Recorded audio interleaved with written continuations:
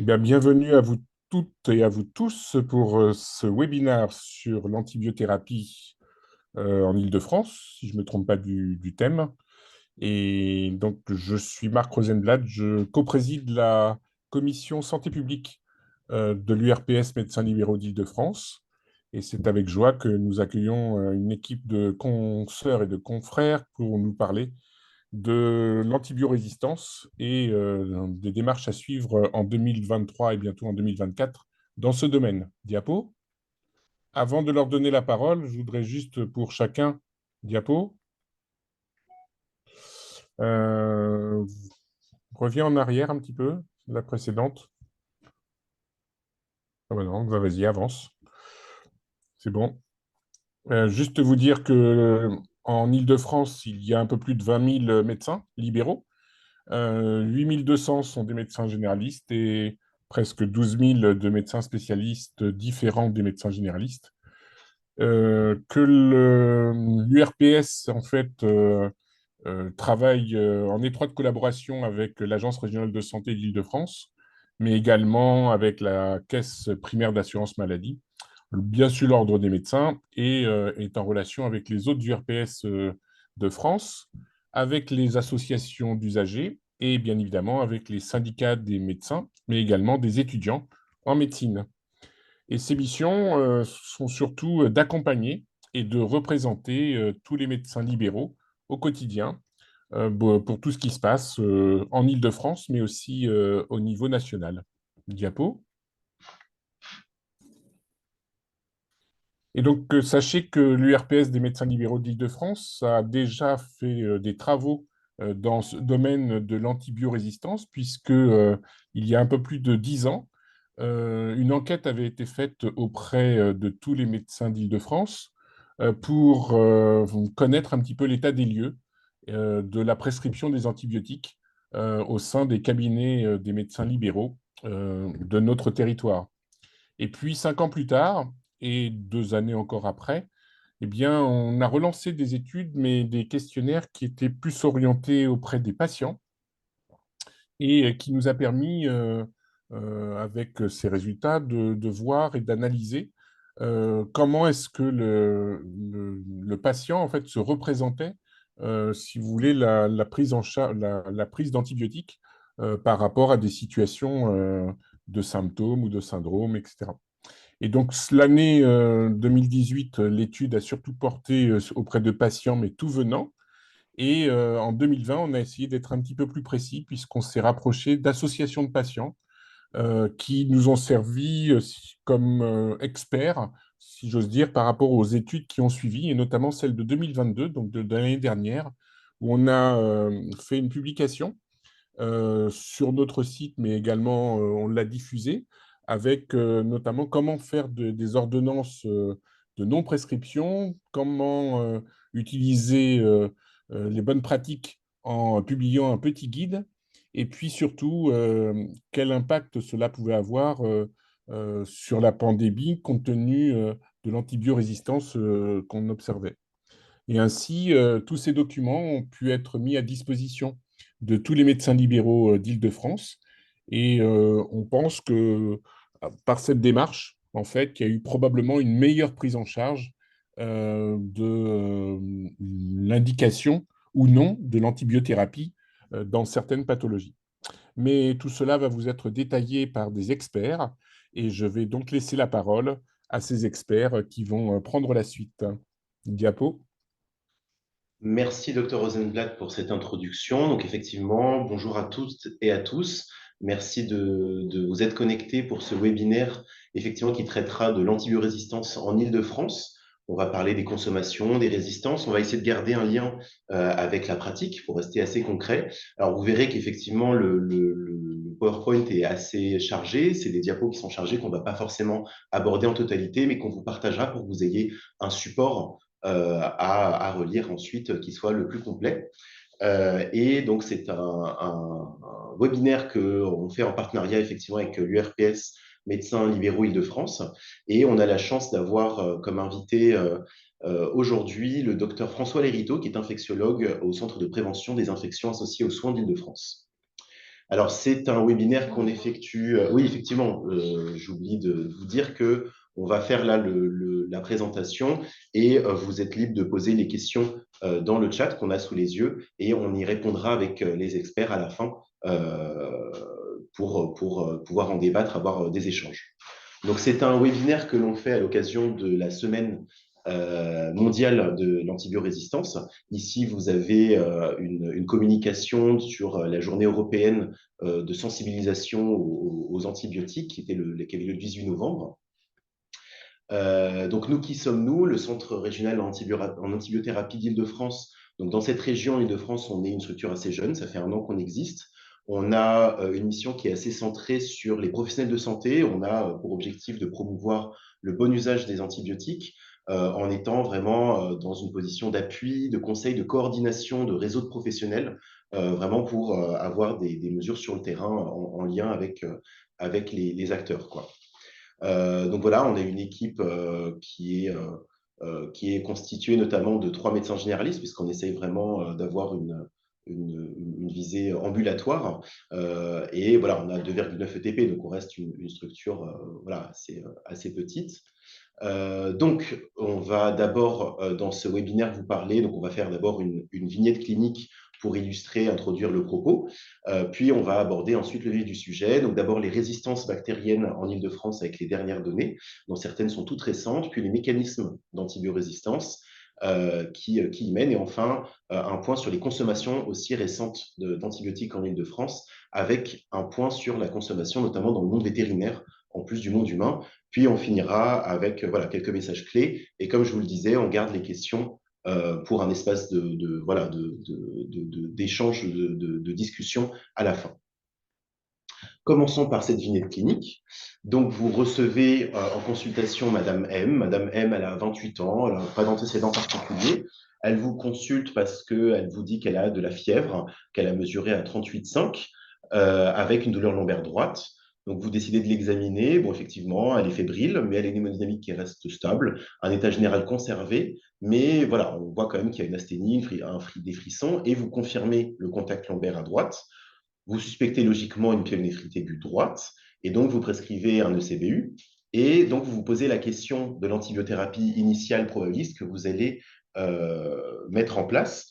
Donc voilà, un petit QCM. Donc je vais vous demander de choisir, donc là si Clémence veut bien lancer le premier sondage, je vais vous demander donc de cocher les réponses que vous pensez vraies. Parmi celles-ci, donc A, est-ce qu'une hospitalisation il y a 2 mois modifierait votre antibiothérapie probabiliste? Est-ce que vous prescrivez une fluoroquinolone après la réalisation de l'ECBU? Est-ce que le taux de résistance des Escherichia coli en ville, en Île-de-France, est d'environ 15%, le taux de résistance au fluoroquinolone? Est-ce que l'Île-de-France est un meilleur élève que le territoire national au niveau de l'antibiorésistance? Et enfin, est-ce que l'Escherichia coli représente la vaste majorité des pyénéphrites communautaires avec plus de 85%? Donc là, alors, on vous laisse y répondre. On vous laisse quelques secondes, hein, on vous laisse environ une petite trentaine de secondes. Hein, c'est vraiment quelque chose pour un petit peu introduire le propos.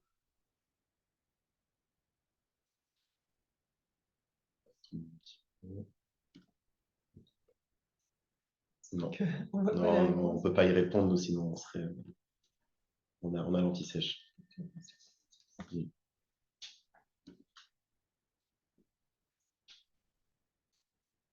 Bon, je pense qu'on va pouvoir montrer les résultats. Hein, voilà, l'enjeu, c'est pas vraiment pas de, c'est vraiment juste d'introduire les choses. Donc, si Clémence veut bien clôturer, montrer bon, de toute façon, les réponses. OK, donc effectivement, surtout A, la C, la E, très bien. Donc, on va passer à la correction. Tac. Ça va bien. Bon, il faut que je me remette là-dessus. Et cette fois-ci, c'est bon. Donc, effectivement, une hospitalisation il y a 2 mois, comme on va le voir, modifiera l'antibiothérapie probabiliste à proposer. C'est effectivement une fluoroquinolone dans un premier temps qu'il faut proposer en probabiliste après le CBU, après réalisation du prélèvement. Le taux de résistance est d'environ effectivement 15% pour Escherichia coli en ville en Île-de-France, de résistance au fluoroquinolone, pardon. L'Île-de-France n'est pas un très bon un très bon élève, comme on va le voir. Et effectivement, la vaste majorité, plus de 85% des pyénéphrites communautaires sont bien dus à Escherichia coli. Donc, effectivement, vous prescrivez de la levofloxacine, finalement, au probabiliste, après la réalisation du prélèvement, le CBU. Et elle vous dit, tiens, c'est marrant, cet antibiotique, ça me dit quelque chose. Ça ressemble à celui que j'ai reçu il y a 2 mois, quand je suis rentré de mon trek en Indonésie. J'avais eu une diarrhée, de la fièvre, et on avait prescrit un qui s'appelait ciprofloxacine. Donc, quand elle vous dit ça, à nouveau, quelles affirmations vous paraissent vraies? Est-ce que, bon, ce n'est pas la même molécule, donc on maintient notre choix? Est-ce qu'il y a un risque de sélection des germes et donc d'antibiorésistance? Est-ce que du coup, vous prescrivez plutôt du cotrimoxazole?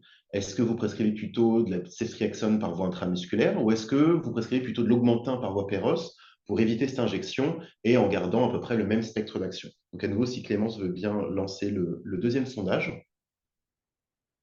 Merci. Donc voilà, pareil, quelques secondes. Vous cochez les affirmations qui vous semblent vraies.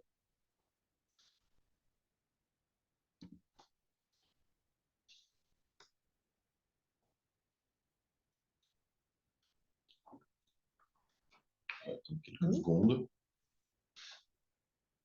Le temps de laisser un petit temps de réflexion quand même.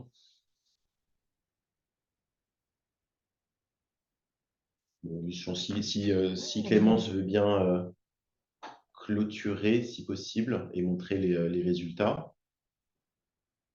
Donc, effectivement, un risque de sélection et plutôt des ceftriaxone. Donc, très bien, comme on va le voir, c'est effectivement le cas. Donc, effectivement, c'est certes la même molécule, mais qu'on va le voir comme c'est la même famille, il y a un choix qui doit être modifié, puisqu'il y a un risque de sélection des germes et donc d'antibiorésistance. Et effectivement, on va plutôt partir sur de la ceftriaxone par voie intramusculaire et non pas sur les deux autres choix qui ne conviendraient pas dans cette situation-là. Alors, pour parler du point de vue de l'infectiologue, on est dans le cadre d'une pyélonéphrite communautaire simple. Le terrain n'est pas à risque de complications. Donc, nous, notre référence, c'est un peu le HIPOPI. C'est un guide électronique qui, pour l'instant, est payant, mais qui risque d'être gratuit l'année prochaine. Donc, si on regarde pyélonéphrite de l'adulte, le principal pathogène, effectivement, c'est Escherichia coli, 85 à 90%. C'est vraiment majoritairement lui. Pour citer les autres, il y a des autres entérobactéries comme la Klebsiella pneumoniae, le Proteus. Il peut aussi être responsable d'infection urinaire l'entérocoque, notamment sur les infections urinaires masculines. C'est à garder en tête parce que les entérocoques sont naturellement résistants au C3G, donc naturellement résistants à la ceftriaxone. Ça peut être aussi un Staphylococcus saprophyticus, surtout responsable d'infections urinaires basses, donc de cystite de la femme jeune, à garder en tête parce qu'il y a une résistance au monuril, qui est le principal antibiotique utilisé à juste titre, et puis d'autres pathogènes plus rares. Donc, c'est surtout coli, 85-90%.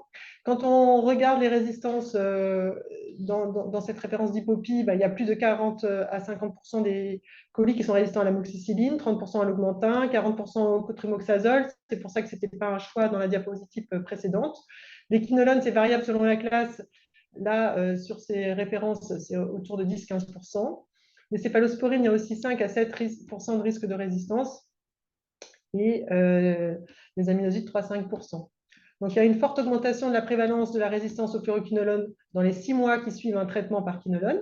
Une question vraiment importante à poser, c'est y a-t-il eu une prise d'antibiotiques dans les 6 derniers mois? Particulièrement, y a-t-il eu une prise de quinolone? Mais il y a aussi un risque d'infection urinaire à bactéries résistantes, des entérobactéries productrices de bêta-lactamase à spectre élargi, donc résistantes aussi au C3G, après un traitement par augmentin, amoxicilline acylcarbolanique ou céphalosporine de 2e ou 3e génération. Sont aussi à prendre en compte les hospitalisations de moins de 3 mois et les institutionnalisations, la vie en EHPAD. Donc, nous, plutôt en ville, on va utiliser Antibioclic plus que le HIPOPI, donc je ne vous ferai pas l'affront de vous représenter cette plateforme qui est beaucoup utilisée. Et donc, effectivement, si dans l'algorithme, on rentre donc une pyélonéphrite aiguë avec donc en traitement probabiliste et un patient qui a bien été traité par fluoroquinolone dans les 6 derniers mois, on arrive effectivement sur une recommandation de ceftriaxone par voie ou intraveineuse ou beaucoup plus simplement en cabinet par voie intramusculaire. Et donc, s'il y a une allergie vraie au bêta-lactamine et qu'on souhaite une alternative, on arrive sur la gentamicine par voie encore IV ou IM. Donc, c'est une molécule qu'on peut prescrire en ville, mais qui est difficilement maniable en ambulatoire. Donc, souvent, voilà, c'est des patients qui vont plutôt être adressés en milieu spécialisé ou à l'hôpital. Donc maintenant qu'on a un peu, voilà, qu'on a introduit les choses, on va pouvoir passer donc aux résistances bactériennes en Île-de-France. Donc je salue le docteur Lériteau qui nous a rejoint et je l'invite à intervenir si à n'importe quel moment, voilà, il y a des choses qu'il veut commenter ou qu'il veut étoffer. Alors, les résistances bactériennes en ville, elles sont suivies par un réseau de surveillance qui s'appelle ce qu'on appelle la mission nationale Primo. Donc, il y a environ chaque année qui collecte entre 700 et 800 000 antibiogrammes dans les laboratoires en ville.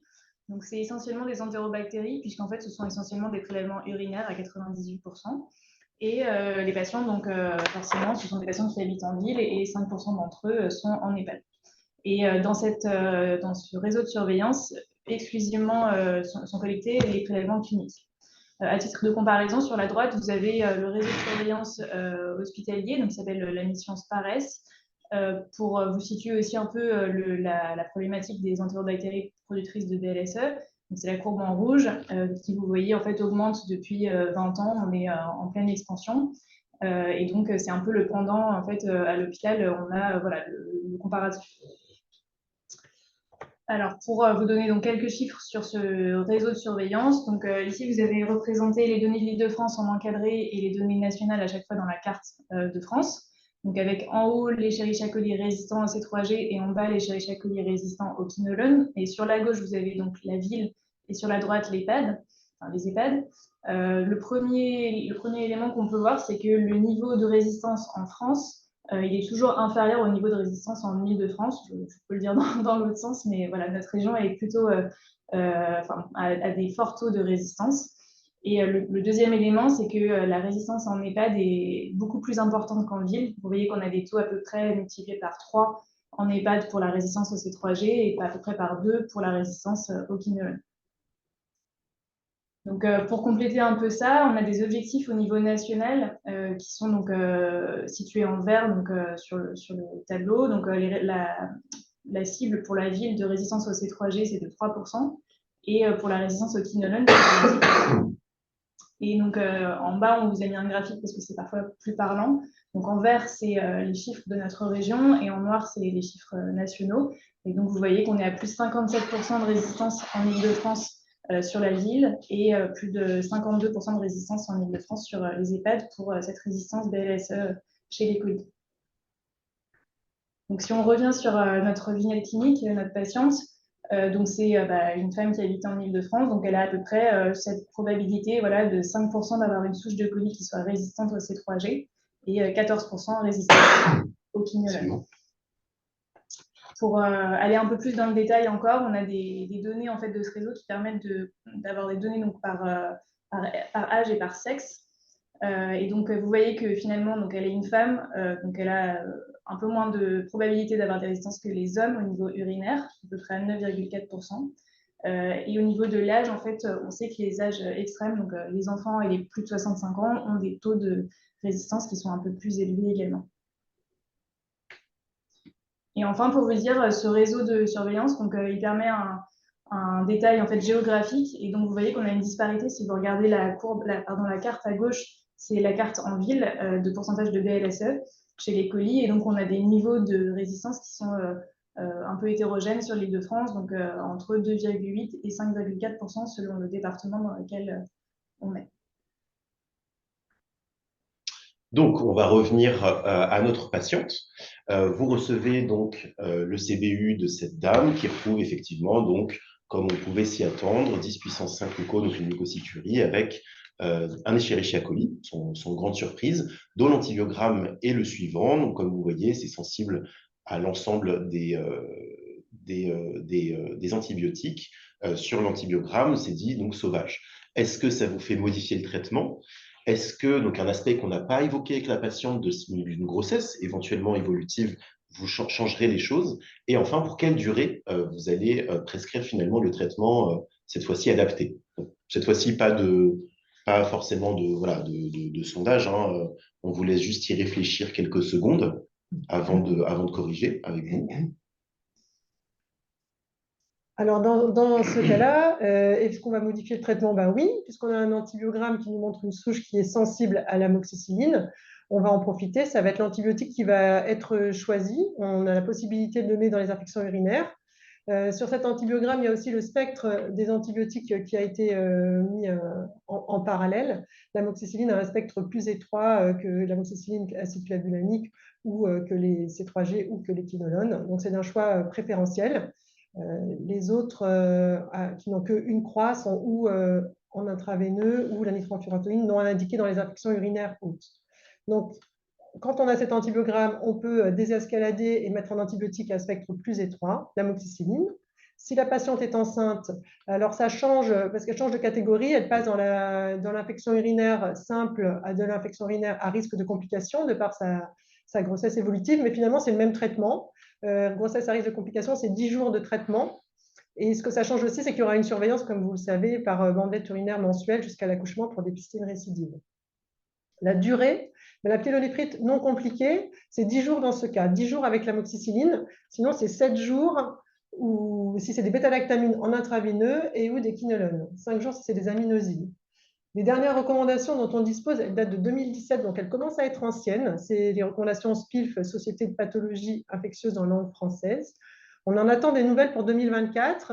Il y aura pas mal de modifications, notamment sur les infections urinaires masculines, avec des durées plus courtes dans certaines présentations cliniques, mais on en parlera en temps voulu en 2024. Si on reprend celle de 2017, voilà, donc tout type de pyélonéphrite, on fait une désescalade si possible dès que l'antibiogramme est disponible, avec un relais oral possible quand le contrôle clinique est acquis. Amoxicilline à privilégier. Ensuite, amoxicilline aciclave, ciprofloxacine ou lévoflow, cefixime ou cotrimoxazole, qui est aussi une option. Donc voilà, je vous ai remis les terrains à risque de complications. C'est les hommes, la grossesse, sujet fragile, insuffisance rénale inférieure à 30 de clairance et une immunodépression grave. Les durées, on a dit 5 jours suffisent si bêta-lactamine parentérale ou quinolone, 10 jours dans les autres cas. Donc maintenant, on va compliquer graduellement les choses. Donc cette fois-ci, toujours la même patiente, mais vous recevez 7 antibiogrammes. Donc là, on voit qu'il y a beaucoup de résistance, un eucolique qui reste donc sensible aux imipenem, à l'ertapenem et au cotrimoxazole. À nouveau, est-ce que du coup, vous modifiez donc, le traitement? Et si oui, par quoi? Donc, on vous laisse quelques petites secondes pour y réfléchir. Donc là, on va se retrouver avec une bactérie qui est résistante au céfotaxime, donc résistante au C3G, donc on n'a plus cette option, qui est résistante au quinolone, acide nalidixique R et même au fluoxacine R, donc on n'a plus cette option. Le mécanisme de résistance, c'est ce dont on vous parlait, le BLSE, c'est une production d'enzymes bêta-lactamase à spectre élargi, qui est dépisté sur les boîtes d'antibiogrammes. Je ne sais pas si on a une souris, mais ce que vous avez ici, ce sont la façon de faire des antibiogrammes au laboratoire. Donc, c'est des boîtes dégéloses avec des pastilles d'antibiotiques qui diffusent de l'antibiotique et la bactérie qui pousse. Donc, autour du disque d'antibiotique augmentin, il n'y a pas de pousse de bactéries parce que l'augmentin est efficace dessus. Et il y a une synergie entre l'acide clavulanique qui est contenu dans l'augmentin et la céfotaxime qui augmente la zone où la bactérie ne peut pas pousser. Et cette image très typique qui se voit à l'œil, qui ne peut pas se voir par les machines, c'est une image en bouchon de champagne qui signe le mécanisme BLSE. On en reparlera après parce que c'est voilà, un apport à l'antibiogramme qui est visuel et les machines peuvent passer à côté. En tout cas, on ne peut plus donner de C3G. Là, on a de la chance sur cet antibiogramme parce qu'il reste quelque chose péros qui est donnable en ville, qui est le cotrimoxazole. Donc, en absence d'allergie, c'est une option qui est tout à fait validée et efficace. Dans les infections urinaires, c'est 800 mg x 2 et pour quelle durée? 10 jours. Le fait que ce soit un germe résistant ne change pas la durée si la clinique a d'évolution favorable. Il y a eu un peu de retard thérapeutique de 48 heures parce que finalement les C3G n'ont pas marché dessus. Donc si le tableau est compliqué, voilà, il y a besoin de l'hospitaliser ou pas. Mais si la patiente est cliniquement un état clinique satisfaisant, on ne traite que 10 jours par cotrimoxazole. Donc, les entérobactéries BLSE, c'est vraiment un phénomène qui nous préoccupe. Ce sont une épidémie qui s'est installée en France, qui est en augmentation avec une petite baisse, comme on a vu Florence, mais qui a tendance à remonter. Ce sont des entérobactéries, donc des bactéries du tube digestif, très, très importante dans le corps, hein, qui acquiert une résistance pour fabriquer une enzyme, c'est cette bêta-lactamase à spectre étendu, par acquisition d'un plasmide. Un plasmide, c'est du matériel génétique qui est très transférable d'une espèce à une autre. Donc, cette enzyme hydrolyse toutes les pénicillines et ça touche toutes les pénicillines, mais également les céphalosporines de 3e génération. Avant 2011, quand on voyait ce mécanisme de bouchon de champagne sur les antibiogrammes, on rendait résistant à toutes les lactamines pour ne pas prendre de risques. C'est un principe de précaution parce qu'on sait que les antibiotiques de cette classe vont de toute façon être beaucoup moins efficaces. Néanmoins, d'une souche à l'autre, on peut avoir quand même des concentrations minimales inhibitrices, donc des CMI, à des taux suffisants pour espérer un succès clinique dans des infections peu sévères. Et dans un esprit aussi d'économie des antibiotiques à large spectre que sont les PNM, depuis 2011, on rend quand même des fois sensibles des antibiotiques comme l'augmentin quand les CMI sont basses. Mais il faut se méfier, s'il y a un mécanisme de BLSE, il faut donner ces antibiotiques que dans des infections peu sévères et dans des infections simples, pas dans des sites de diffusion difficiles à attendre. Voilà, comme je vous disais, les automates ne détectent pas toujours ce mécanisme, donc ils peuvent vous rendre R, mais sans marquer BLSE sur le papier au laboratoire. Et puis souvent, ces mécanismes sont associés de résistance, et souvent, c'est des résistances au quinolone associées. Alors, les entérobactéries productrices de bêta-lactamase, nos EBLSE, font partie des BMR, bactéries multirésistantes, avec les SARM, les staphylocoques dorés résistants à la méticilline, donc résistants à l'augmentin aussi. Les abris qui sont plus un phénomène de réanimation. Donc les BMR sont vraiment avec nous et assez répandus et sont à différencier des BHR. Les BHR, la problématique, elle est différente. C'est vraiment un niveau de résistance supérieur avec des impasses thérapeutiques et un phénomène émergent dans le monde très inquiétant. Donc dans les BHR, on considère qu'il y a les entérocoques bencoères et les entérobactéries productrices de carbapéménase, les EPC. C'est un niveau de résistance au-dessus parce que non seulement les bactéries sont résistantes à l'amoxicilline, aux céphalosporines, mais également aux PNM, qui sont les antibiotiques les plus larges spectres à l'hôpital. Voilà. Et ces deux types d'entérobactéries acquièrent les résistances, les résistances BLSE ou carbapéménase sont acquises par transmission de plasmides, donc très, très, très transmissibles d'une bactérie à l'autre. Et en plus, elles sont dans le tube digestif à côté. Donc, il y a vraiment un risque de dissémination important.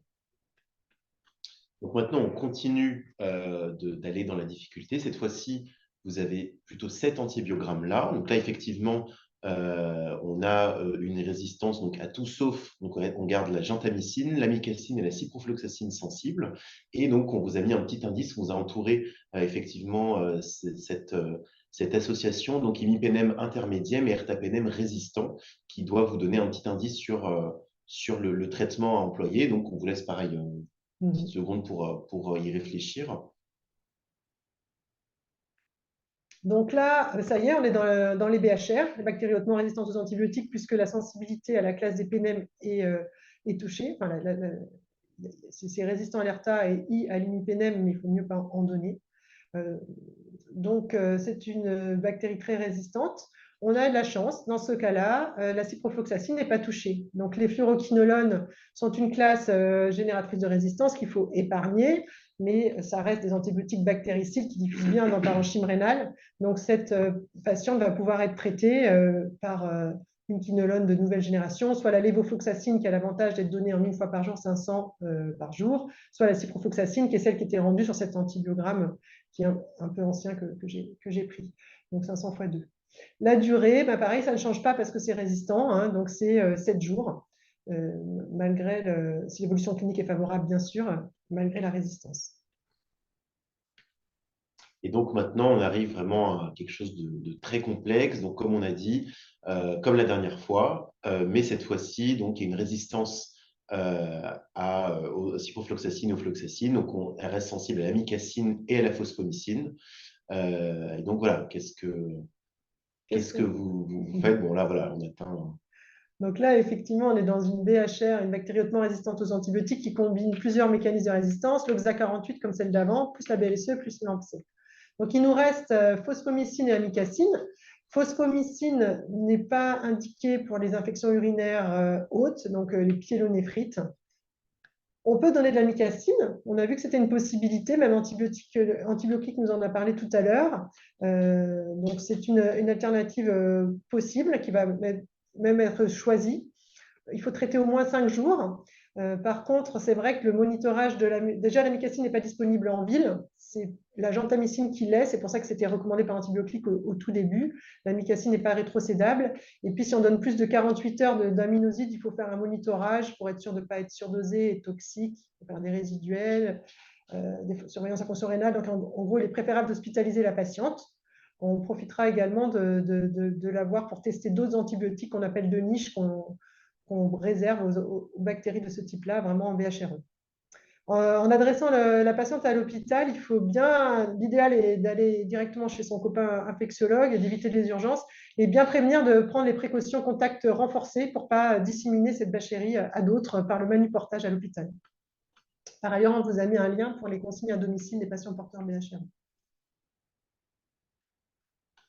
Donc, effectivement, on parlait de la diffusion de ces entérobactéries productrices de carbapenemas, donc les EPC, qui pour l'instant restent à des niveaux qui sont vraiment moindres des autres bactéries, et notamment des BLSE, mais on est quand même, si vous voyez le même schéma que tout à l'heure, sur des niveaux en Île-de-France, donc de 0,067%, qui sont donc des niveaux supérieurs aux niveaux nationaux.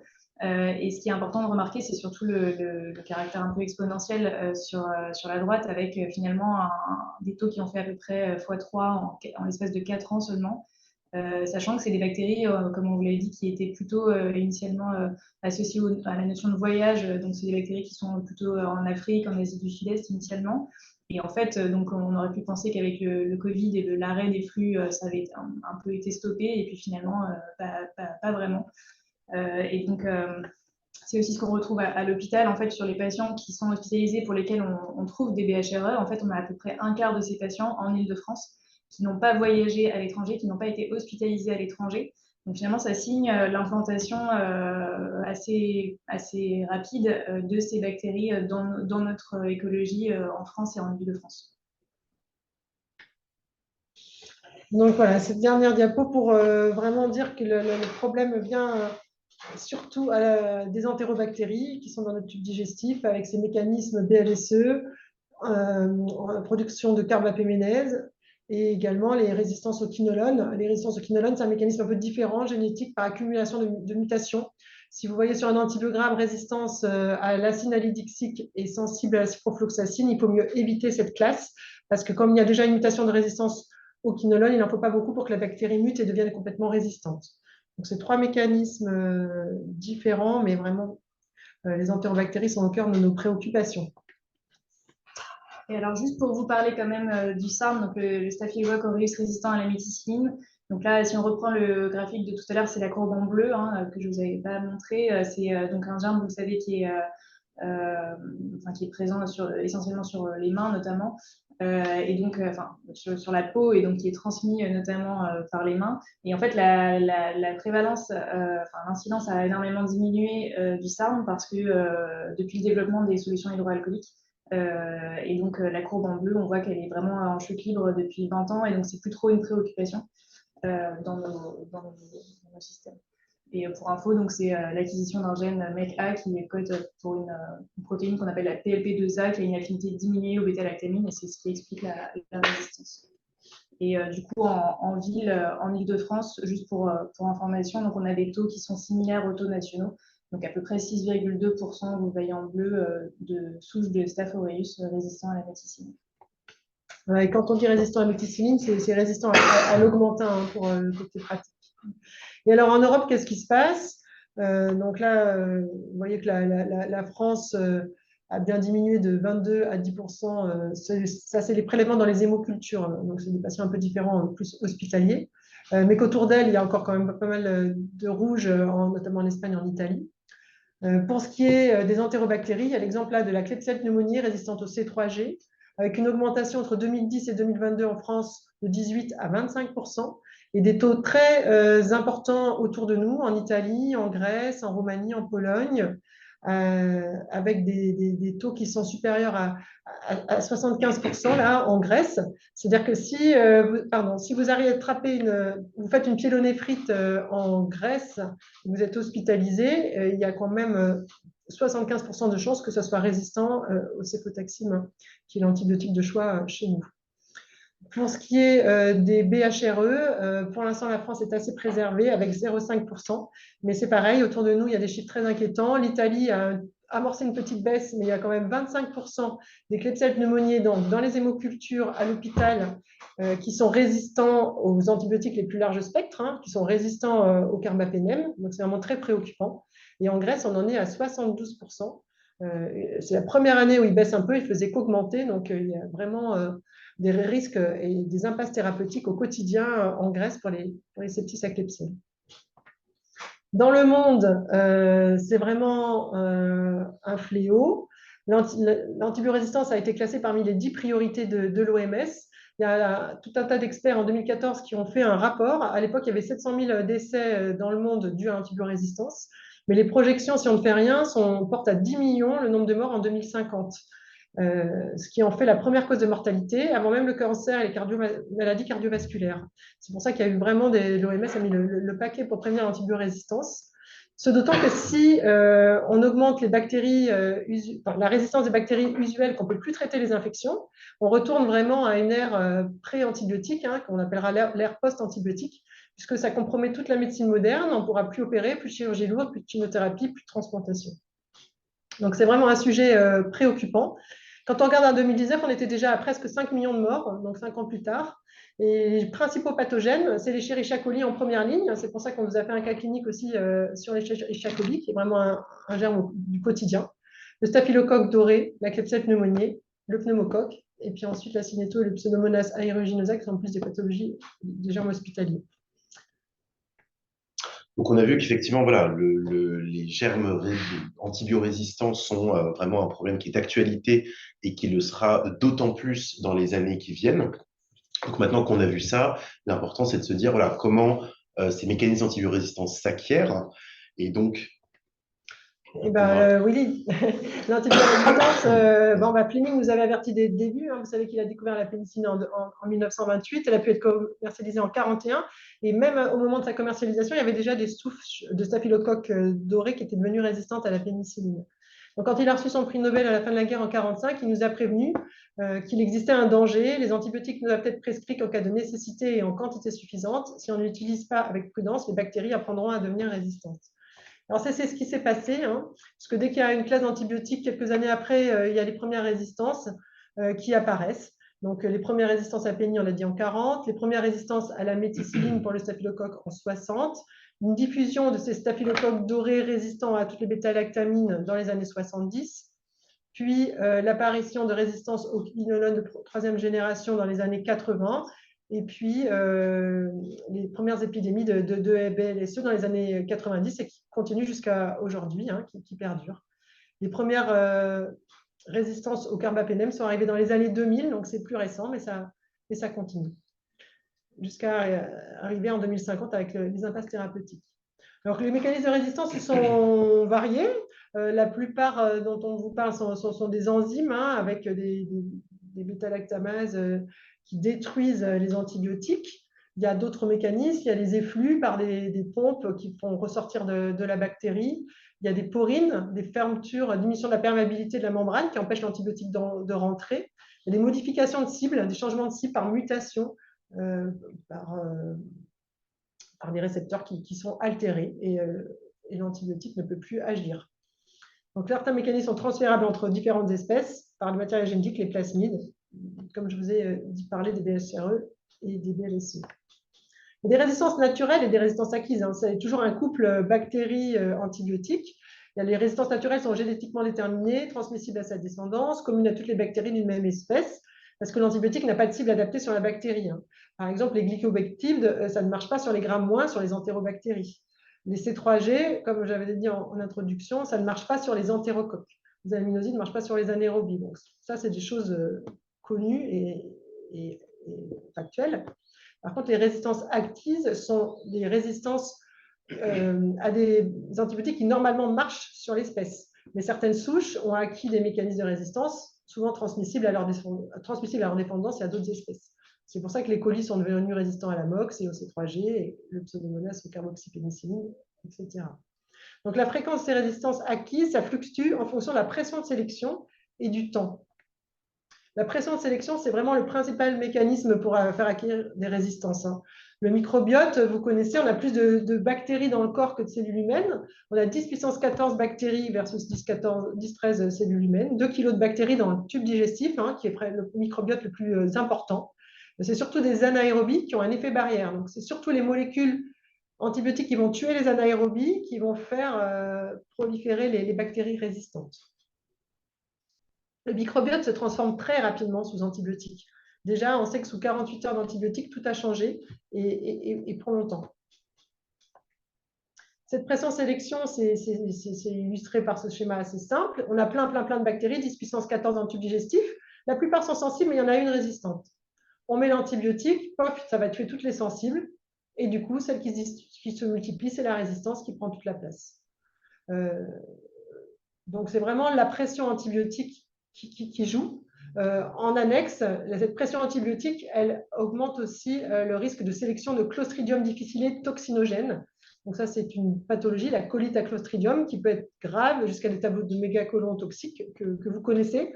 Mais cette diapo pour rappeler qu'il faut, quand il y en a une diarrhée post-antibiotique, bien penser à rechercher ça au laboratoire.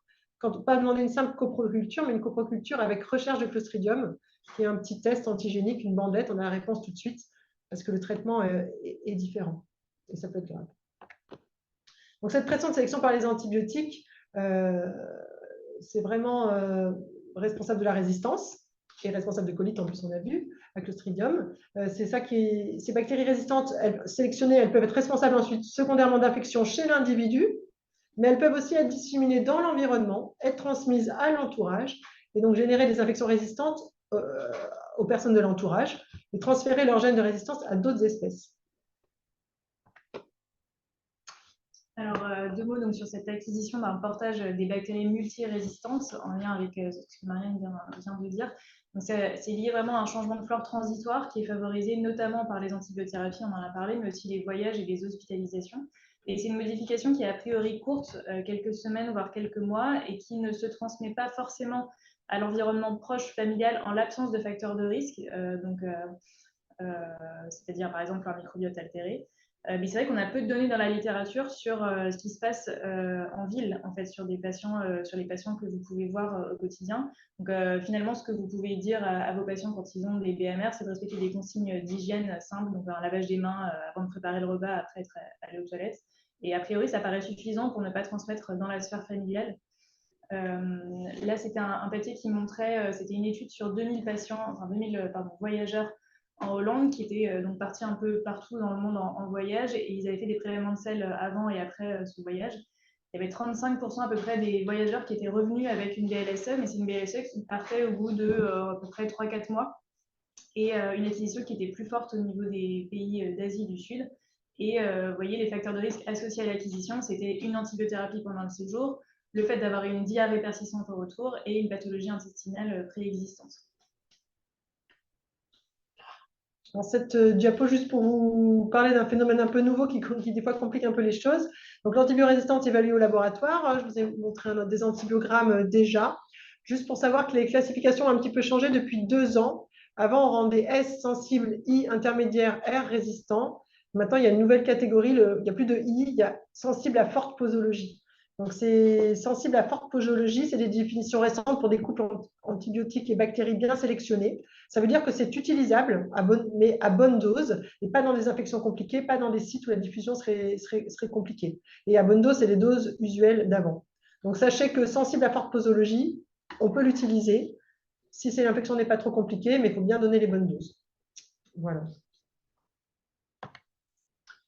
Alors, pour lutter contre cette antibiorésistance, puisque on a vu que c'est quand même la pression de sélection le principal mécanisme, il y a le manuportage, il y a plein de choses, mais il y a le bon usage antibiotique qui est quand même la principale clé, en tout cas pour nous, médecins de différents horizons.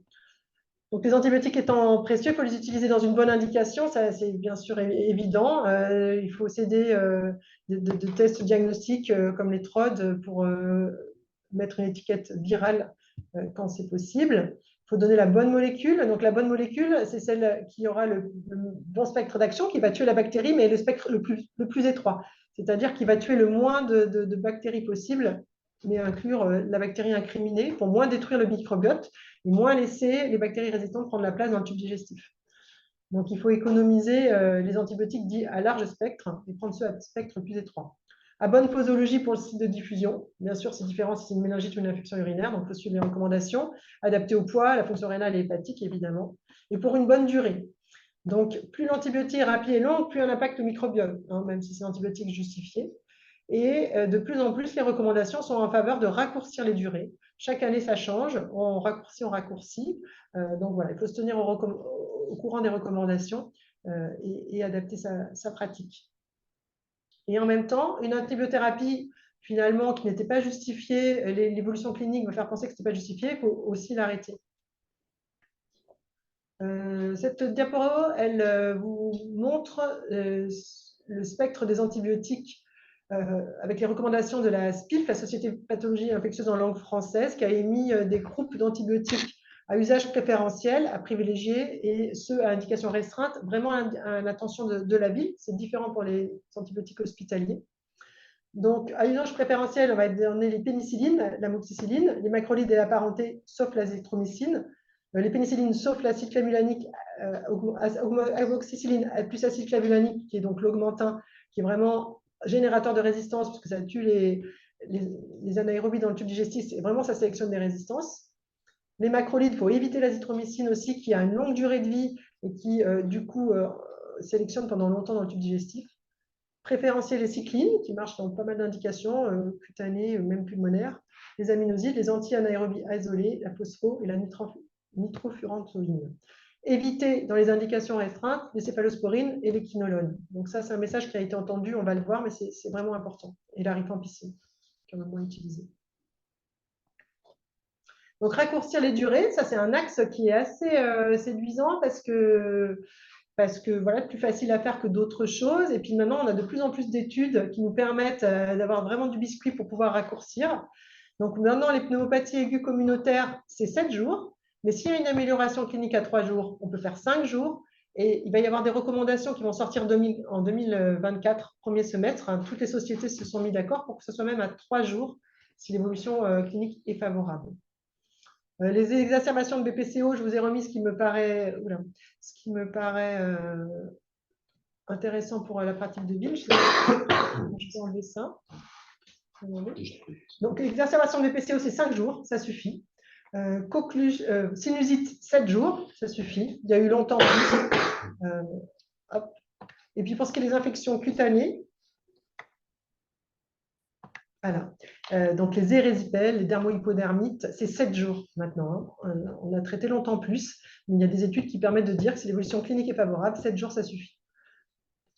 Les infections urinaires, on en a parlé déjà. Donc maintenant qu'on a vu qu'effectivement, voilà, le principal mécanisme, c'était vraiment la pression de sélection, on va voir que voilà, c'est la prescription d'antibiotiques, la consommation d'antibiotiques qui induit ça. Et donc, on va faire un petit point avec Florence sur la consommation récente, notamment en Île-de-France. Donc, on a compris qu'il y avait un lien entre la consommation d'antibiotiques et le développement des résistances. En fait, du coup, c'est vraiment important de fixer des objectifs et de suivre ces indicateurs dans les 3 secteurs, donc la ville, l'hôpital et le médico-social.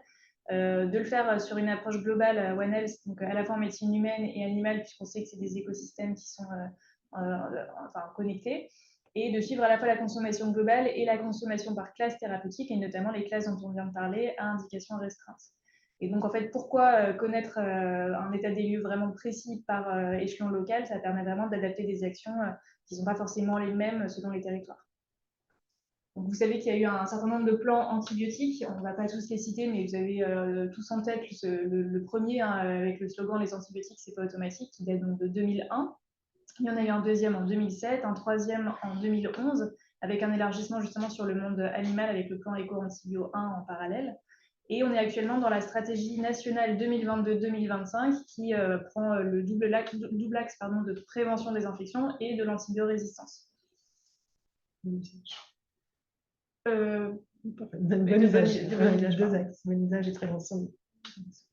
Donc, si on regarde la consommation globale, en fait, en France, ces 20 dernières années, on voit que les efforts payent, c'est-à-dire qu'on a quand même une courbe qui est vraiment à la baisse. Et vous voyez que la baisse est particulièrement marquée dans un premier temps, donc qui correspond en fait à ce premier plan antibiotique, donc au début des années 2000. Et puis, donc, une phase en plateau. Et puis, ces dernières années, donc, effectivement, l'impact du Covid en 2020, vous voyez, le Covid a eu un impact clairement sur la consommation antibiotique. Donc, les efforts payent, mais vous savez que la France reste pas forcément parmi les pas si bons élèves en Europe, puisqu'on est à peu près 4e ou 5e selon les années en consommateurs d'antibiotiques. Et donc finalement, en France, vous voyez qu'on est donc en rouge à droite, on est à peu près à plus du double de la consommation des Pays-Bas, qui sont les meilleurs élèves. Et pourtant, c'est vrai qu'on n'a pas plus de décès par infection dans ces pays comme les Pays-Bas ou les pays du Nord. Donc si on regarde le détail par tranche d'âge, on voit très nettement que la consommation des enfants, donc la classe des 0-4 ans, est vraiment au-dessus en fait, des autres. Donc c'est vraiment une classe, la classe la plus consommatrice. Et puis ensuite, on voit que c'est les âges extrêmes, donc les plus de 80 ans qui viennent en deuxième, et ainsi de suite selon les âges. Vous voyez la courbe. Et puis donc vous voyez à nouveau l'impact du Covid. Et puis on va en reparler, mais le fait que ça reparte ensuite à la hausse depuis le post-Covid. Donc cette reprise, justement, vous la voyez sur la gauche. Donc là, c'est un global de 2012 à 2022. Donc on est sur des taux finalement qui sont les mêmes que les taux avant Covid. Et en fait, on se rend compte que c'est aussi associé notamment à cette classe des 0-4 ans, avec une variation saisonnière et surtout une consommation du coup en hiver. Qui prescrit les autorités des antibiotiques. Et effectivement, c'est en ambulatoire que c'est vraiment, il y a la vaste majorité des antibiotiques sur le territoire sont prescrits. Il y en a 92% qui sont prescrits en secteur de ville. Alors, dedans, il faut faire attention. Il y a 15% parmi eux qui sont dispensés en ville, mais qui relèvent d'une prescription initiale hospitalière. Ça reste quand même une grande majorité. Parmi donc ces antibiotiques qui sont prescrits en ville, il y en a, la plupart sont par nous. Enfin, je dis nous, je suis généraliste, donc par les médecins généralistes, et donc 13% par les autres spécialistes, dont seulement 2% par les pédiatres, et donc 14% par les dentistes. Donc vraiment, c'est la médecine de ville qui est le principal moteur sur l'amélioration des choses. C'est vraiment quelque chose qui nous concerne. Donc c'est quelque chose, voilà, comme on a vu, il y a déjà du bon, mais c'est nous qui allons permettre vraiment d'améliorer, continuer d'améliorer ces résultats. Et donc, quand on regarde les indications, 70% des antibiotiques, j'imagine que vous vous en doutiez, sont prescrits en ville pour des infections qui sont respiratoires, à la fois hautes et basses. Et donc, effectivement, dans ces 70%, il y en a 40% qui concernent les infections virales, qui ne sont donc pas un usage approprié de ces antibiotiques, et donc qui induisent, via une pression de sélection, les antibiorésistances, comme on l'a évoqué. Donc vraiment, voilà, c'est quelque chose sur lequel on peut agir. Nous, professionnels de santé ambulatoire, c'est vraiment notre domaine, c'est nous qui pourrons nous emparer de ça et continuer de poursuivre les efforts. Effectivement, les efforts, on voit qui sont là et qui font leurs preuves, puisque donc, tout à l'heure, on parlait de la France au global. Là, on a fait un focus sur la ville depuis 2009, et vous voyez que tant en France qu'en Île-de-France, on est vraiment sur une tendance à la baisse. L'Île-de-France est toujours un petit peu au-dessus, mais voilà, on suit quand même la tendance nationale.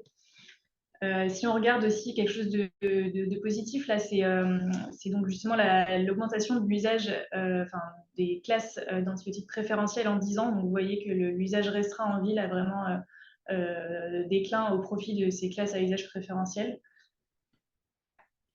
Et ça, c'est pour vous montrer donc la place de l'Île-de-France. On vous le disait, hein, on n'est pas forcément une région, la meilleure des régions sur ce plan-là, puisqu'on est la 4e région plus grosse consommatrice et la 5e région plus grosse prescriptrice. Et donc, en fait, au total, on est à peu près à une consommation évaluée à plus 10% par rapport à la moyenne nationale. Et ça, c'était juste pour vous montrer, vous vous en doutez, mais les antibiotiques qui sont principalement prescrits en ville. Donc, c'est essentiellement, finalement, à plus de 50% l'amoxicilline et l'augmentin. Alors, vous vous en doutez, toute cette lutte contre l'antibiorésistance qui est déclinée au niveau mondial par l'OMS, national par la France et régional par des structures comme la nôtre, ça doit s'inscrire dans une démarche One Health, une seule santé, puisque la santé humaine, la santé animale, la santé environnementale sont toutes connectées. Il y a des réseaux qui se mettent en place, il y a des agences de surveillance qui doivent se parler, qui doivent communiquer leurs résultats dans les 3 domaines, et des travaux qui sont en cours avec les ministères aussi respectifs qui travaillent ensemble sur des feuilles de route communes, et des réseaux de recherche importants comme le réseau Promis qui se met en place en France et qui est très actif. Voilà, nous, on s'occupe vraiment de la santé humaine, mais on est bien conscient que tout ça s'inscrit dans une démarche plus globale. Il faut que chacun se parle et travaille ensemble. Par exemple, là, on vous a mis une petite infographie qui est sortie cette semaine à l'occasion de la semaine du bon usage qui est faite par l'ANSES, qui est donc l'Agence nationale de sécurité sanitaire de l'alimentation, de l'environnement et du travail. C'est une agence qui a vraiment une direction dédiée à l'antibiorésistance. Donc, c'est vraiment quelque chose qui est très important chez eux depuis de nombreuses années. Et donc, par exemple, au milieu, il y a une petite plaquette qui donne comme information le fait qu'on retrouve actuellement chez les animaux de compagnie des colis et des klebsielles résistantes au carbapénem, qui sont pourtant des antibiotiques qui ne sont pas utilisés, qui sont interdits chez les animaux, ce qui montre bien en fait toute l'interconnexion et le fait que là, probablement il y a une transmission par les êtres humains et qu'en retour, du coup, la résistance peut être amplifiée chez l'animal et revenir aussi à l'homme derrière. Donc, c'est vraiment important de surveiller les 2 mondes en parallèle et de faire des actions communes, comme on le disait. Donc, de la même manière que sur la médecine humaine, il y a eu des plans éco-antibio en médecine vétérinaire. Donc, sans rentrer dans les détails, il y a un premier plan en 2012 avec des objectifs qui ont été atteints largement, puisqu'il y avait initialement une volonté de réduire de 25% les consos antibiotiques en 5 ans. Et elles ont été atteintes à plus de diminution de 36%. Un deuxième plan en 2017, où c'était vraiment l'objectif de réduire l'exposition de la filière bovine, porcine et avicole à la colistine. Donc, c'est un antibiotique qui était très utilisé. Alors, c'est sûr que ce n'est pas les mêmes enjeux parce que, contrairement à l'humain, où c'est plus des recommandations, là, c'est des interdictions d'utilisation. Donc, forcément, les mesures sont beaucoup plus... l'impact est forcément plus vite atteint, on va dire, plus important. Mais l'objectif était plus qu'atteint avec une diminution de 50% en 5 ans. Donc, quelques exemples, comme en médecine humaine, il y a pas mal de flyers, de plaquettes d'informations qui sont faites pour expliquer cette démarche, en fait, et pour faire beaucoup de pédagogie aussi. Et donc, au niveau des résultats, vous voyez que une baisse significative de 45% en 10 ans, et surtout à noter une baisse des classes génératrices de résistance, que sont les quinolones et les C3G et C4G, à hauteur de 87% et 95% sur l'ensemble des filières animales. Et donc les résistances, elles en découlent aussi avec une diminution que vous voyez sur la droite. À gauche, c'est la médecine humaine. Et donc toutes les filières animales sont également, alors à part les chevaux, je ne sais pas trop pourquoi, je ne suis pas spécialiste, toutes les filières sont concernées par ces diminutions des résistances, à la fois résistance au C3G et au quinolone. Donc, juste pour vous dire que cette semaine, le plan Éco-Antibio 3 a été lancé, donc à nouveau pour 5 ans, avec un élargissement au-delà des antimicrobiens aux antiparasitaires et un objectif de conserver les niveaux actuels d'exposition des animaux de rente aux antibiotiques et un objectif spécifique de pousser encore l'effort au niveau des animaux domestiques, donc les chiens et les chats essentiellement, avec une réduction fixée à 15%. Donc voilà, après ce gros point, que retenir de tout ça? Donc d'abord que l'antibiorésistance, c'est vraiment un enjeu qui est important, qui est d'actualité, c'est quelque chose qui est préoccupant pour l'avenir. L'OMS en a fait une de ses 10 priorités de santé publique. Maintenant, voilà, ça peut même concerner, comme on l'a vu, une jeune patiente qui n'a pas d'antécédent. Elle peut faire l'objet d'une infection par une BMR, même par une BHRE, avec donc toutes les impasses thérapeutiques qu'on a vus et qui peuvent arriver, que vraiment, voilà, il faut un peu voir ce paradigme d'une seule santé, de One Health, en considérant donc voilà, vraiment la santé dans différents on va dire, différents plans qui doivent communiquer, hein, c'est des vases communicants.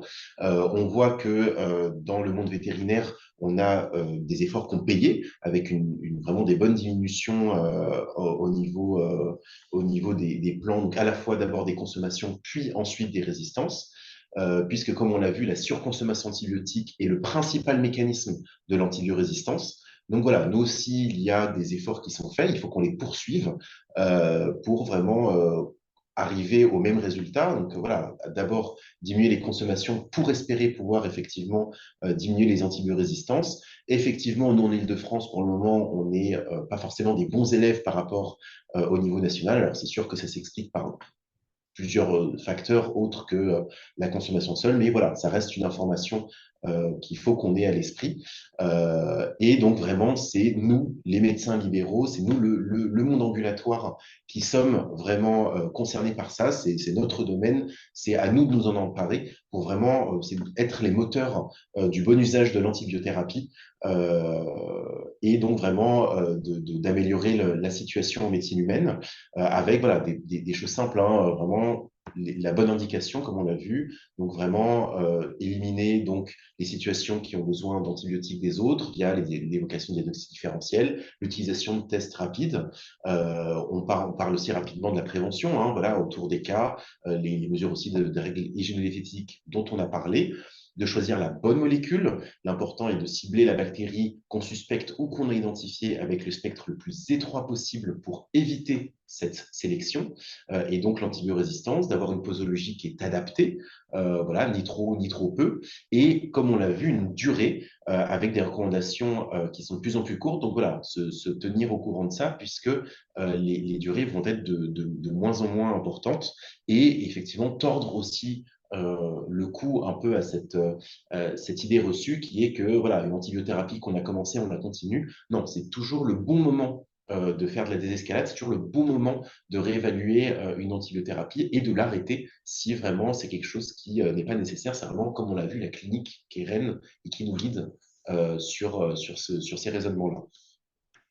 Donc, juste un petit mot pour vous dire que voilà, au CRATB, on fait également donc d'autres webinaires. On a voilà quelques-uns qu'on a fait. Le meilleur moyen, si vous souhaitez en suivre d'autres pour vous tenir au courant, c'est de suivre notre lettre d'information qu'on envoie tous les 2 mois, dans laquelle voilà, on parle de ces webinaires, mais aussi d'autres actualités en lien avec le bon usage des antibiotiques. Et on a également sur notre site internet que vous voyez quelques fiches un petit peu de raisonnement et de guide, notamment par exemple sur des sujets d'actualité comme les tensions d'approvisionnement, qu'on va peut-être là, j'ai vu les questions, on va sûrement aborder avec le docteur Lérito. Et donc, je laisse juste la parole au docteur Rosenblatt pour conclure avant de passer au temps d'échange. Merci à vous tous pour cette excellente prestation. Moi, j'ai appris plein de choses. J'imagine que tous les gens qui sont présents ont fait de même. On va laisser la place tout de suite aux questions, ce qui va nous permettre ainsi de peut-être préciser certaines choses. Je vais reprendre, si vous me permettez, les questions qui ont été posées au cours de Bien sûr. cette présentation. Et la toute première, c'était celle du docteur Arnaud Saada, qui demande, avec une baisse de prescription de 1% d'antibiotiques à l'âge de spectre, en combien de temps à peu près, on obtient une baisse de la résistance. Avant de répondre, je voudrais juste préciser à tous les gens qui sont présents que le plus simple, c'est d'écrire votre question et que s'il n'y en a pas beaucoup, on pourra éventuellement ensuite donner la parole en levant la main. Mais le plus simple, c'est d'écrire dans la discussion du webinaire vos différentes questions. Donc, je vous donne la parole pour répondre à cette question. Une baisse de prescription de 1% d'antibiotiques à l'âge de spectre, en combien de temps à peu près peut-on obtenir une baisse de la résistance? Alors, merci au docteur Saada d'être parmi nous et de sa question. Peut-être que notre expert François Lérito peut mettre sa caméra pour qu'on le voit Oui, on va aussi. peut-être Donc, François Lérito qui travaille au CPIAS de prévention des infections associées aux soins et qui suit les… Alors, Oui, c'est bon. Bonjour François, on te voit ou pas? bonjour. Oui, on le voit. Parfait. Impeccable, super. Bonsoir François. Bonsoir. Alors, cette question, elle est peut-être un petit peu difficile, hein, parce que… Elle est assez difficile et je suis pas sûr qu'il y ait une réponse univoque. C'est en fait assez dépendant du type de résistance. Est-ce que c'est une résistance par mutation? Est-ce que c'est une résistance transférable par acquisition de matériel génétique? Et puis ça dépend un peu des antibiotiques. C'est pas forcément rapide Oui. la perte de la résistance. C'est pas parce que c'est pas forcément rapide qu'il faut lâcher l'affaire et dire bon ben tant pis je prescris parce que c'est sûr que si on dit ça c'est un petit peu pessimiste mais c'est pas forcément ça peut mettre du temps à restaurer une sensibilité. Oui, moi, je reprends la parole. Je pense qu'on ne peut pas être aussi précis sur 1% combien de temps. Ce qu'on sait, c'est que vraiment des actions de bon usage en ville, par exemple à Séville, dans les années, il y a déjà pas mal de temps, vers 2015-2020, il y avait des campagnes d'action juste en ville et en EHPAD, les deux, des médecins, une équipe pluridisciplinaire, médecins, pharmaciens, infirmiers, qui allaient voir leurs confrères, qui allaient leur donner les bonnes recommandations, qui allaient faire un petit peu passer la bonne parole. On a vu que 6 mois après, il y avait déjà des baisses de résistance. Donc il y a quand même un effet on-off, enfin un effet d'amorce de baisse de résistance, je dirais en 6 mois. Après, 1%, je ne peux pas répondre précisément. Mais en tout cas, il y a des études. Alors, il y a un exemple encore plus caricatural que ce que tu décris, c'est quand j'étais chef de clinique, euh, le chef de service de réa qui nous avait cité cette vieille étude des années 70, à une époque où l'éthique n'était pas exactement la même que maintenant, et où face à une épidémie de Klebsiella aeruginosa dans une réanimation, ils avaient interdit l'utilisation des antibiotiques. On n'utilise plus du tout d'antibiotiques. Alors, ils précisent évidemment pas du tout quelles ont été les conséquences de ce choix que je ne cautionnerai pas, mais néanmoins, c'est comme ça que la résistance a disparu en quelques semaines.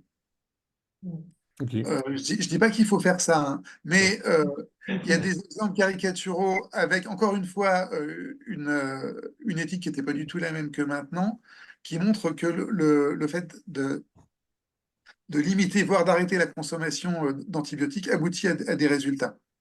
Maintenant, de là à le chiffrer, tant de pourcents de baisse égale tant de pourcents de baisse de résistance, c'est quand même très, très compliqué.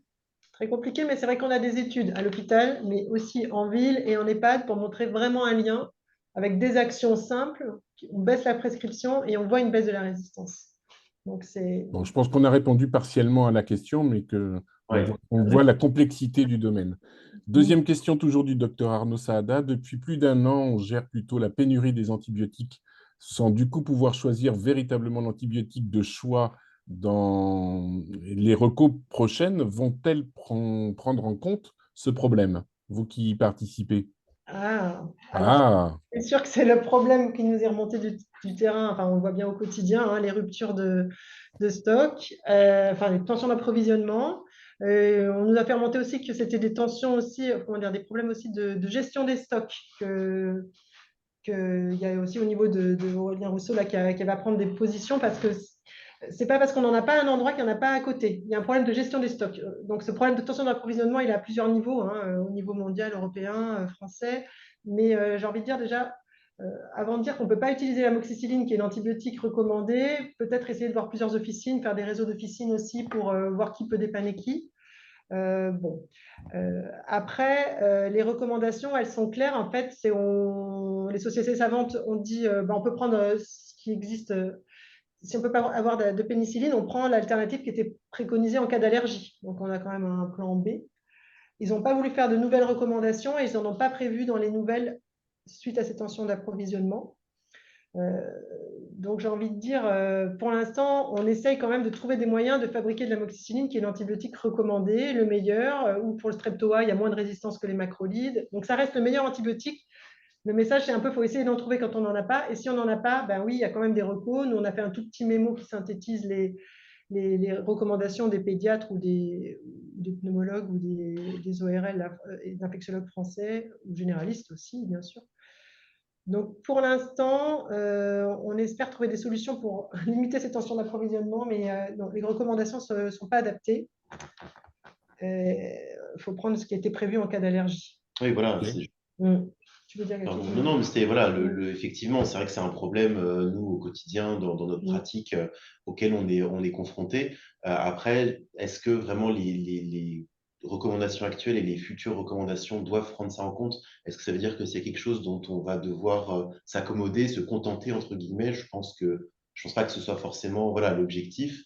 L'enjeu étant D'être indépendant pour en voilà, et fabriquer. de régler ce problème-là pour pas que ça vienne vraiment parasiter, entre guillemets, des recommandations. Et donc, effectivement, malgré tout, ces recommandations ont toujours eu plusieurs lignes utilisables. Donc, c'est vrai que là, maintenant, on se retrouve effectivement à utiliser ces lignes en dehors de leur but initial, qui est les allergies. Mais voilà, il y aura toujours ces lignes-là, de sorte qu'on ait toujours quelque chose à proposer. Et l'enjeu, effectivement, de ne pas se contenter de ça, puisque la situation n'a pas vocation à se pérenniser.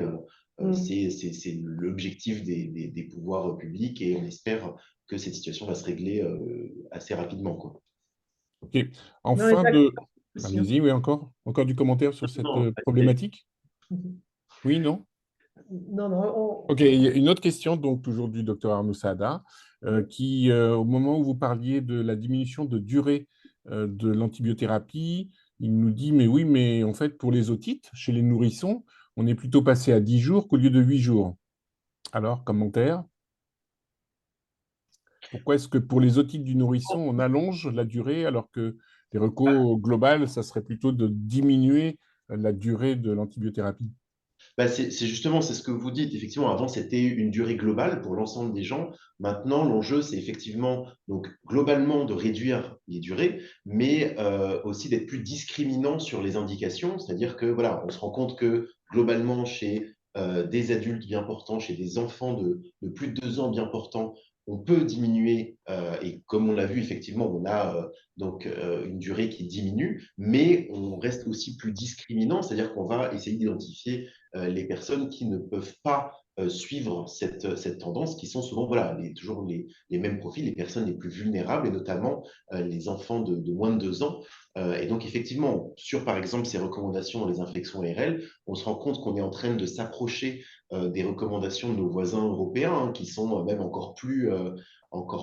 qui sont allés encore plus loin que nous, vraiment en proposant des antibiotiques vraiment que dans des cas où la clinique est défavorable, où les patients sont fragiles, mais malgré tout, ils gardent effectivement dans les populations fragiles naturellement, on va dire, comme par exemple les enfants de moins de 2 ans, des recommandations qui sont celles-ci. Donc voilà, l'enjeu, c'est de diminuer de manière générale les durées, mais d'être aussi plus discriminant. Donc voilà, garder une population chez qui on diminue, mais identifier les populations qui, elles, par contre, ont besoin et leur donner, voilà, la durée nécessaire. Question de Nora Goffier qui nous dit qu'actuellement, lorsqu'on reçoit des antibiogrammes, nous n'avons pas les spectres, mais uniquement des chiffres. En général, c'est inférieur à 0,25 ou supérieur à 2. Pouvez-vous nous rappeler comment interpréter ces chiffres et que doit-on choisir comme antibiotique en fonction de ces chiffres? Alors, je pense que ces chiffres ce sont les CMI, concentration minimale inhibitrice. Et en fait, ces CMI sont définis vraiment pour un couple antibiotique et bactérie. Et selon chaque couple antibiotique-bactérie, la CMI inférieure qui va rendre résistante, enfin supérieure, le cut-off va être par exemple à 8 pour un Escherichia coli pour qu'il soit résistant à, je sais pas moi, à la tazocilline, on va dire. Donc, si cette CMI est supérieure à 8, on le rend résistant. Et le cut-off bas, ça va être 2. S'il est inférieur à 2, il va être sensible. Donc, en gros, on ne peut pas les apprendre tous par cœur, enfin, sauf les bactériologistes qui connaissent ça dans leur laboratoire. Nous, on ne peut pas apprendre ça par cœur. Et il faut. En ville, il faut juste. Oui, on peut retrouver l'information sur le SFM sur Internet, mais je pense que vous, dans votre pratique, il faut juste prendre l'information sensible, résistant ou sensible à forte posologie. Donc, en gros, le chiffre bas et le chiffre haut, c'est la CMI inférieure et la CMI haute des bornes de résistance à l'antibiotique pour la bactérie en cause. Je ne sais pas si je suis très claire, mais Est-ce qu'il ne serait pas plus simple que les laboratoires nous donnent carrément le spectre? en fait, le spectre, c'est pour un antibiotique. Le spectre ne dépend pas de la bactérie, ne dépend pas de la bactérie qu'on retrouve. Oui, mais Mais quand on fait un antibiogramme, on devrait avoir le spectre pour chaque antibiotique qui sont testés. Je suis d'accord. Le premier que je vous avais mis dans le cas clinique, là, où le colis était sauvage, on voyait le spectre à côté. On proposait pénicilline, ces deux Est-ce qu'on ne croix. pourrait pas l'imposer au laboratoire? Ça serait plus simple pour nous, praticiens, dans nos Bonne idée. prescriptions. Ça irait directement plutôt que d'aller chercher encore des données sur un autre lieu. Alors, en fait, normalement, quand l'antibiogramme est rendu, il y a la sensibilité par antibiotique pour la bactérie concernée. Et c'est plus utile ça que de savoir en théorie, la bactérie devrait être sensible à, ce qui risquerait d'être un message plus confusionnant. Il y a sur l'antibiogramme le chiffre de la CMI, mais je ne suis pas sûr qu'il soit toujours, parce que je ne suis pas sûr que tous les labos rendent ce chiffre. En revanche, le labo, quand il rend un antibiogramme, il rend si la bactérie est sensible résistante ou sensible à forte posologie à l'antibiotique testé. Et c'est ça D'accord. l'info qui est utile pour choisir comment traiter. Oui. D'accord. Mais après, la remarque du docteur Rosenblatt, François, c'était on pourrait marquer amoxicilline spectre correct, amoxicilline plus acylclavulanique spectre très large. Enfin, ça pourrait être marqué. Ah oui, d'accord, oui, ça, oui, oui, C'est effectivement, une oui. information Ça serait simple. un accompagnement dans la prescription, Ouais, en fait. Oui, ouais, je pense pour visualiser. Et c'est une idée qu'on peut Ce soumettre. serait un petit plus. Un petit plus. Oui, effectivement, je pense que c'est une idée qui est. oui, je Alors, vois, oui, d'accord, oui, effectivement. autre question, et on est confronté à ça tous les jours, et je remercie le docteur Arnaud Saadab de la poser. Dans une cystite aiguë simple, on met souvent phosphomycine en probaliste, et malgré un ECBU qui montre que l'infection est sensible à la phosphomycine, les patientes reviennent avec les mêmes symptômes dans les jours qui suivent. Que faut-il faire? Alors, c'est vrai que voilà, je rejoins le docteur Salas, c'est quelque chose qui est assez fréquent, hein. C'est des traitements qui sont 10 minutes, hein, en prise unique. Et souvent, parfois, la patiente reconsulte, enfin, parfois fréquemment, hein, à 48 ans en disant, bah, ça me brûle toujours, qu'est-ce qu'on fait? C'est vrai que parfois, on est tenté de se dire, est-ce que j'ai été efficace? Est-ce que voilà, j'ai traité correctement l'infection? Il est probable que oui, et qu'en fait, tout comme voilà, les enfants qui, après des infections respiratoires, qu'elles soient à virus ou à bactéries, hein, d'ailleurs, continuent de tousser. C'est vraiment plutôt des mécanismes un peu irritatifs qui provoquent ces douleurs résiduelles. Donc, effectivement, la tentation est grande de vouloir retraiter, de se dire je suis passé à côté de quelque chose. Mais voilà, d'autant plus si, comme vous l'évoquez, on a un gène qui est sensible, qu'on a cette information-là. Il n'y a pas vraiment voilà, de raison de retraiter. C'est quelque chose de plutôt voilà, irritatif, donc il faut éviter de retraiter là-dessus. D'ailleurs, dans les infections urinaires qui sont récidivantes, les recommandations actuelles sont plutôt de considérer chaque infection voilà, comme si elle était sauvage. Alors c'est bien de faire des ECBU quand on a des infections urinaires récidivantes initialement pour avoir quand même une épidémiologie, savoir un peu à quoi on a affaire chez la patiente. Mais sinon, c'est des infections qui se traitent par phosphomycine, hein. Souvent, elles se traitent comme des infections itératives uniques, simples, entre guillemets. Et d'ailleurs, c'est dans ces cas-là où parfois peut être discuté, on a encore des indications de nitrofurantoïne dans ces cas-là, mais vraiment, il n'y a pas de raison de vouloir retraiter ces patientes-là. Et pourtant, les urologues en général, quand ils sont confrontés à ça, ils redonnent en fait de la Ouais, phosphomycine à J3 et à J7. Qu'est-ce que vous en pensez? Bah, voilà, Département. c'est des choses qui sont faites en dehors des recommandations, qui sont faites effectivement, et même nous, parfois, on peut être amené à traiter, c'est fréquent, hein, parfois qu'on dit, ah bah voilà, prenez un deuxième sachet à J3 ou à J5 si ça perdure, mais en vérité, c'est pas vraiment les recommandations, c'est des traitements qui sont plutôt empiriques, et on n'a pas vraiment de preuves que ça améliore la symptomatologie des patientes, en fait, puisqu'on est beaucoup plus sur des mécanismes irritatifs. Donc, au final, est-ce que vraiment c'est ça qui va les guérir? A priori, les recommandations, les études disent que non. Mm. Après, oui, la cystite récidivante, il faut faire le bilan histologique, Voilà, bien faire voir, les l'émission plus diabétique, importants, c'est rechercher ça. un résidu, Le plus important des infections urinaires récidivantes, faire c'est une écho vraiment de post-fictionnelle. rechercher, de faire bien ce bilan étiologique. Mais sinon, les infections en elles-mêmes se traitent comme des infections Il n'y a pas urinaires de simples. raison. Voilà. Ouais. Une dose de phospho, Mm. ça dure longtemps. En plus, il y a une longue durée de vie, donc il n'y a Ouais, pas de raison qu'une dose de c'est ça. ne guérisse pas. Mais, Quand on n'a pas d'autres questions, on a juste une remarque, toujours du docteur Arnaud Saada, qui nous dit que les experts en pharmacie disent que les pénuries d'antibiotiques, en fait, vont durer jusqu'à au moins 2030. Votre avis là-dessus? C'est effectivement ça. Après, on est dans des Mm. conjectures. Honnêtement, j'ai pas de boule de cristal. C'est vrai que je pense que voilà, malgré tout, il faut pas qu'on se voile la face. C'est quelque chose de préoccupant. A priori, nos tutelles ont pris la mesure de la gravité de la chose. Donc effectivement, on peut être plus ou moins pessimiste ou optimiste. Pour ma part, voilà, je pense qu'effectivement, c'est quelque chose dont la gravité, la mesure a été prise de la gravité de la situation et de l'importance surtout de l'enjeu, vu effectivement tout ce qu'on a évoqué hein, sur les mécanismes d'antibiorésistance. Donc pour le moment, les choix des instances de recommandation sont de ne pas tenir compte de ça dans les recommandations. Maintenant, effectivement, je n'ai pas de boule de cristal, on verra effectivement l'avenir nous dira ce qu'il en est et si effectivement ce problème perdure, est-ce que des mesures vont être prises au niveau des recommandations? Est-ce que les instances qui produisent ces recommandations vont prendre cela en compte? Voilà, honnêtement, je ne peux pas vraiment me prononcer. Alors, au niveau de la SPILF, il y a eu une réflexion, parce que je suis au groupe bon usage des antibiotiques à la SPILF, pour établir une liste d'antibiotiques prioritaires, non pas en termes d'utilisation, de bon usage, etc., mais de ce qu'il faudrait préserver, c'est-à-dire en gros, quelles molécules dans chaque famille préserver pour avoir une liste d'antibiotiques sur lesquels on ait une souveraineté en quelque sorte, c'est-à-dire qu'on qu'on en est à disposition sans être à la merci d'une pénurie. Est-ce que pour autant ça va suffire? Je n'en sais rien.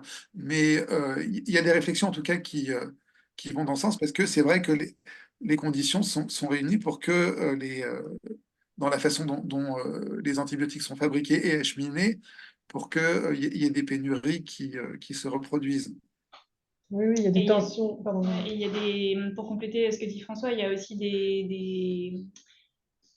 comment dire, des sanctions financières, j'y arrive, qui sont en train d'être quand même lancées par la NSM, donc l'Agence du médicament, sur le fait que justement sur ces listes d'antibiotiques dont on doit avoir un certain stock et pour lesquels les fournisseurs ne répondent pas forcément présents, et ils ont des sanctions financières. Alors ça se met en place progressivement. Mais il y a eu quand même pas mal de travail fait là, ces derniers mois suite à la pénurie, la grosse pénurie de l'hiver dernier. Notamment, le Sénat a fait un rapport aussi il y a quelques mois de ça. Et donc, ça bouge peut-être pas aussi vite qu'on voudrait que ça le soit, mais globalement, effectivement, les autorités prennent quand même la mesure du problème. Oui. OK. Il y a de l'amoxicilline qui est fabriquée en Europe, en Suisse, c'est des toutes petites quantités, parce que souvent les problèmes de tout ça, c'est que la molécule Princeps, ça vient de Chine, avec un monopole, et puis beaucoup d'usines qui ont été fermées pendant le Covid. Donc, il y a plein de mécanismes. Il y a effectivement un désintérêt, il faut le dire, hein, des big pharma sur les antibiotiques, puisque c'est pas forcément voilà, des molécules qui rapportent beaucoup. Et donc, effectivement, il y a des petits labos qui commencent à reprendre la production, mais il faut le temps que ça se mette en place et qui créent leur propre usine et qui construisent un peu leur chaîne. Donc, effectivement, il y a des gens vraiment impliqués sur le sujet, mais il faut le temps aussi des autorisations et tout ça pour qu'on puisse reproduire en France ou en tout cas en Europe.